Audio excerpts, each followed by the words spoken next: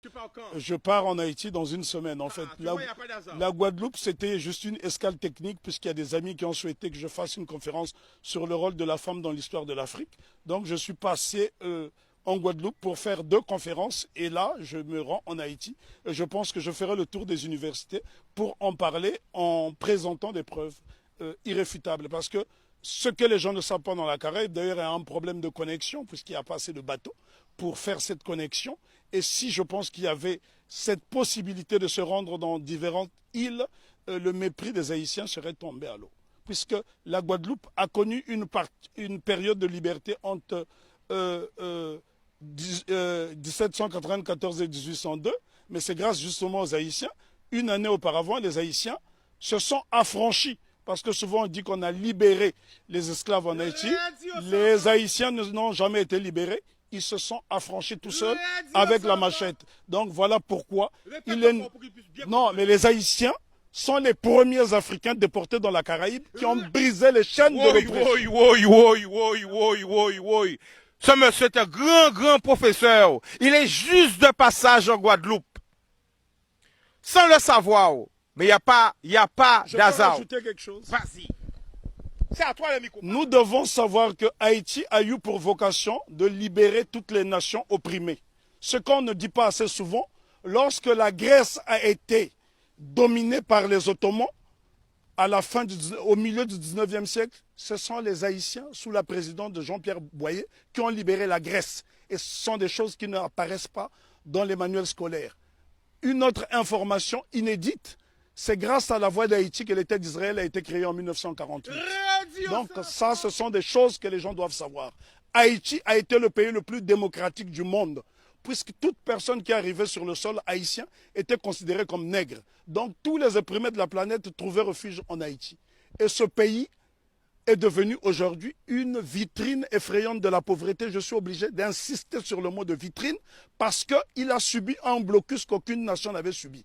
Imaginez-vous qu'une petite île comme Haïti a été victime du syndicat des empires coloniaux qui était constitué du Danemark, de la France, de l'Espagne, de l'Angleterre, des États-Unis d'Amérique, de la Hollande, de la Suède, parce que toutes ces nations ne voulaient pas voir une nation indépendance nègre.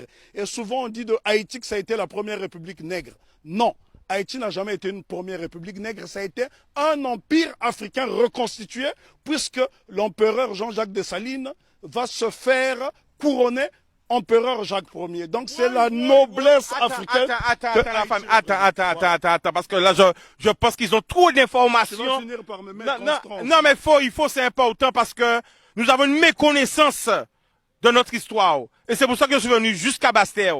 Bon, les gens de Bastère n'aiment pas ça. Mais pourquoi je dit Bastère, c'est loin? Bastère, c'est pas loin. Mais on a du mal des fois, nous, en grande terre, à la Bastère. Et comme j'ai su que tu étais là, j'ai dit non, faut que je me dépasse en personne pour que tu puisses parler. Parce que mon combat, justement, c'est ça. Mon combat à moi, c'est faire un pont entre toute la Caraïbe et Mama Africa. Ben, en tout cas, il y a beaucoup de choses à dire sur Haïti. Haïti est un modèle de fierté et de dignité. Ce sont les Haïtiens qui ont montré à la race noire tout entière ce que c'est que la dignité. Pour la bonne et simple raison, c'est en 93 ans après la révolution de Saint-Domingue, celle-ci va inspirer les Éthiopiens qui vont être conseillés par un digne fils d'Haïti du nom de Benito Sylvain, qui sera élevé au titre de jazz match par l'empereur Ménélique II. Lorsqu'on parle de la bataille d'Adoua, ce qu'on oublie de mentionner, c'est que l'empereur Ménélique II, qui a mis fin à l'impérialisme sur le continent africain, en tout cas c'est lui qui a signé l'acte de décès de l'impérialisme sur le continent africain le 1er mars 1896, 93 ans après la révolution de Saint-Domingue, c'est un Haïtien du nom de Benito Sylvain qui le conseille. Donc ce sont des choses à savoir et à intégrer. Je souffre de voir que les Haïtiens sont la risée du monde dans la Caraïbe, alors qu'ils sont ceux qui nous ont montré la voie de la rédemption. Donc respect, big respect à Haïti. En tout cas, je me sens haïtien. Moi aussi. Alors attention parce que l'émission a tellement lourd. C'est ça, parce que l'émission a tellement lourd qu'elle est obligée de faire pression qui dit comme ça, tellement vérité. Oui, à mon avis, c'est vérité dérangée. Il y a des mauvais esprits qui sont en train de pénétrer la Caraïbe. T'inquiète pas, on va arranger tout ça. Ok, on va arranger tout ça. Salut à Haïti, hein, je suis en Guadeloupe, j'arrive. Voilà, tu vois, je ne sais même pas que tu allais. Voilà, on va arranger tout ça avec la grâce. Ok, eh bien, tout marche bien. Alors, vas-y.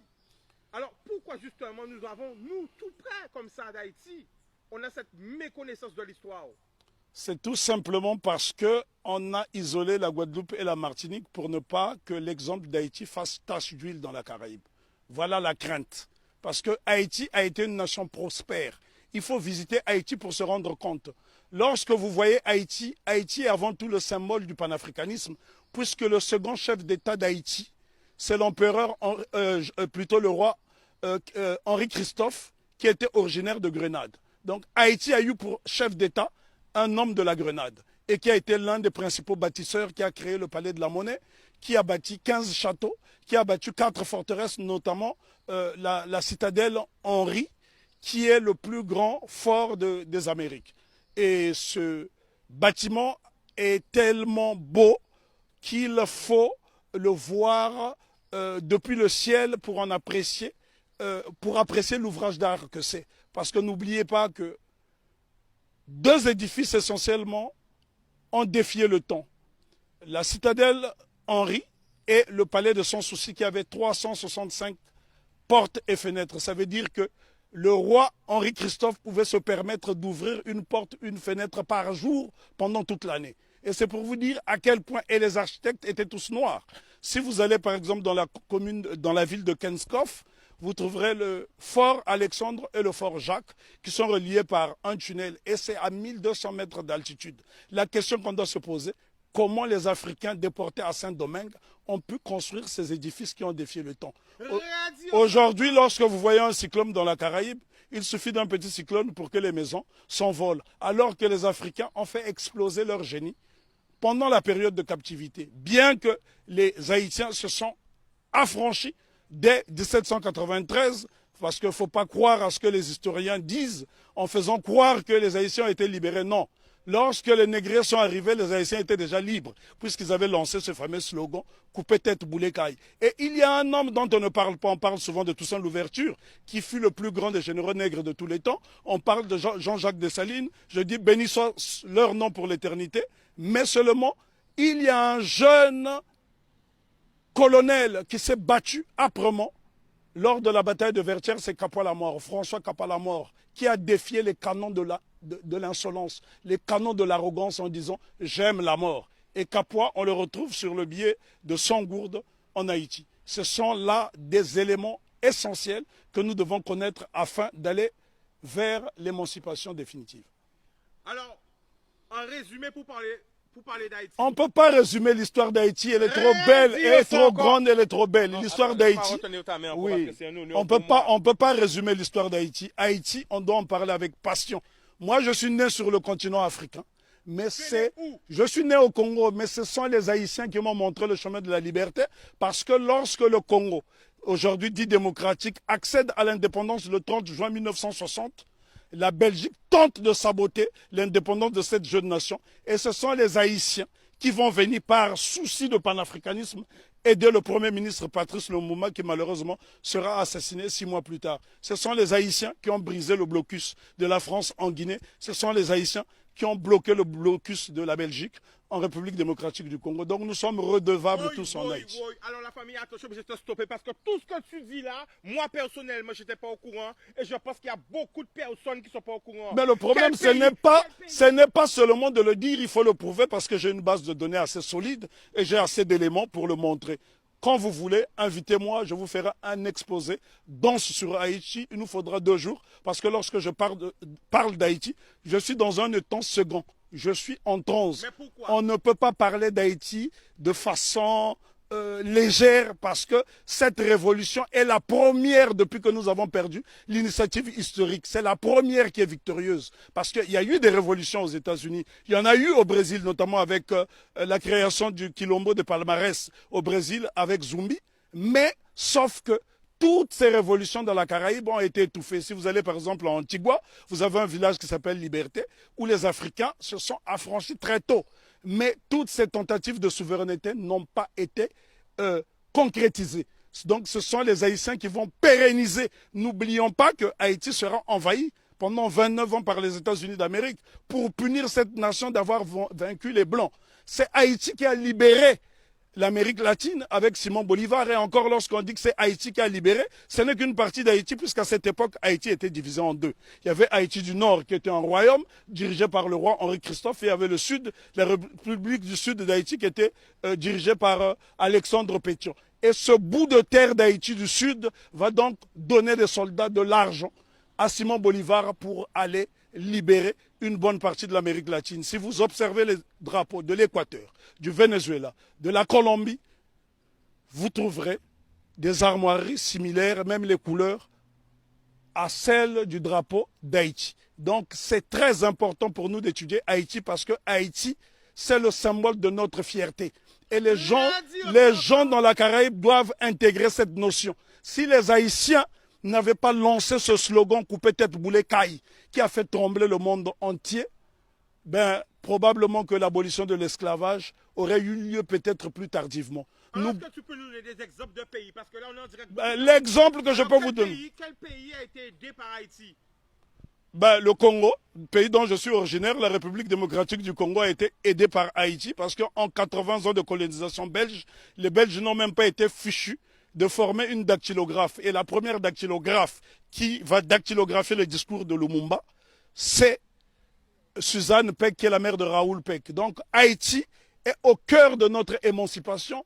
Haïti a aidé l'Éthiopie, Haïti a aidé la Grèce de se libérer. Là, je vous parle de l'Europe. Haïti a aidé la Guinée. Haïti a toujours été au cœur de notre lutte. L'exemple le plus simple, lorsque vous arrivez à Cuba, sur les bords du Malecón, vous trouverez un grand monument qui est dédié à Antonio Maceo. Très peu de gens connaissent ce héros qu'on appelait à l'époque le Tito de bronze. Lui-même qui est le véritable père de l'indépendance de Cuba. On vous parle souvent de José Marti, mais en vérité le père de l'indépendance de Cuba, celui qui a lancé les hostilités contre les Espagnols, c'est Antonio Maceo. Lui-même a été formé en Haïti. Donc Haïti, si vous allez à Cuba, les Haïtiens sont très respectés. Il y a des localités entières où on trouve des Haïtiens. Il n'y a que dans la Caraïbe francophone où on voit ce mépris. La raison est que Haïti a vaincu le maître. Et quand on a vaincu le maître, les serviteurs finissent par avoir la haine de celui qui a vaincu le maître. Parce qu'on ne peut pas comprendre que les Haïtiens et les Guadeloupéens ont le même patrimoine génétique et que ces mêmes frères et sœurs de cette partie de la Caraïbe puissent avoir du mépris pour les Haïtiens. Les Haïtiens sont ceux-là qui incarnent la noblesse. Lorsqu'on parle de la pyramide, ceux qui sont au sommet de la pyramide, ce sont les Haïtiens et puis les Éthiopiens parce qu'ils ont été des nations invincibles. Imaginez-vous que les Haïtiens ont combattu une armée motorisée rien qu'avec des armes rudimentaires. Au point où Maitland, gouverneur britannique de la Jamaïque, viendra supplier à Toussaint Louverture de lui remettre un bateau. Haïti avait l'une des armées les plus puissantes d'Amérique. Et c'est un Haïtien du nom de Jean-Baptiste Pointe du Sable qui crée la ville de Chicago, qui est l'une des plus grandes villes des États-Unis d'Amérique. Donc, respect à